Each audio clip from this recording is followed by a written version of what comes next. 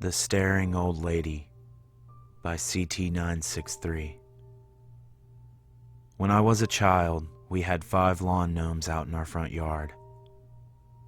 They had always been there as far back as I could remember. They were old, chipped, yellowed by the sun, and they scared the crap out of me. The biggest one was right in the middle of the yard. My grandmother, who was 93 during this story and had gone mute some 10 years prior, a little before I was born, spent her entire day staring out the window at them. Most nights, she slept in her bed, but there were some nights when she would absolutely refuse to be led up to her room or let my mother close the window drapes.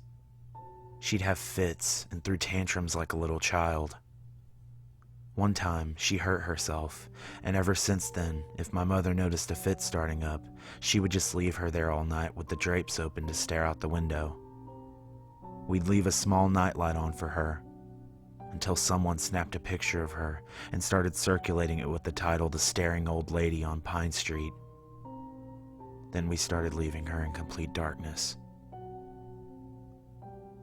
There is always that weird house or person on every street or neighborhood that people whisper about and create tall tales over.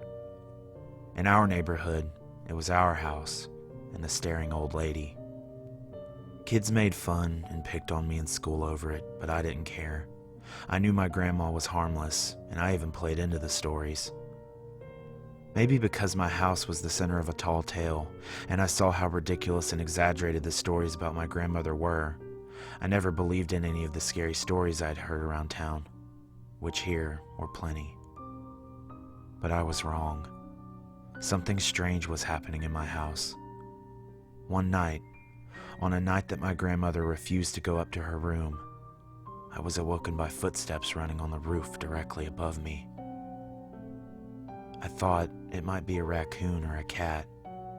I began to fall back asleep, but then there were more footsteps, this time directly outside my window. I was scared. I pulled the covers over my head. Then I began to hear little whispers. They sounded like they were in my room with me.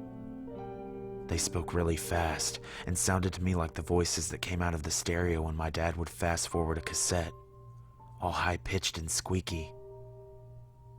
I couldn't make out what they were saying, but interspersed through their speech, I heard my name. Squeak, squeak, squeak, Peter. You're da, squeak, squeak, is what it sounded like to me.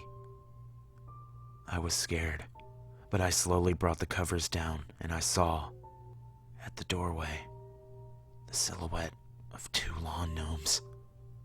I stifled a scream, and as soon as they saw me, they turned awkwardly and ran all lopsided down to the living room. My heart was racing, but somehow I mustered the courage to follow them. At the living room, the front door was open. I quickly closed it. I turned my head to my grandmother's chair, but she was gone. Then I heard a soft music coming from outside, and when I looked out the window I saw, lit by the vibrant moonlight, directly where the biggest gnome should have been, a young couple holding each other, swaying with the music, happy, being circled by 4 lawn gnomes who were dancing and playing tiny instruments. The moonlight made it look like a scene from a black and white movie. My grandmother passed away the next day with a peaceful smile on her face. And outside, no one knows how or from where, a new female gnome settled in. And to this day, stares fawningly up at the big gnome in the middle of our yard.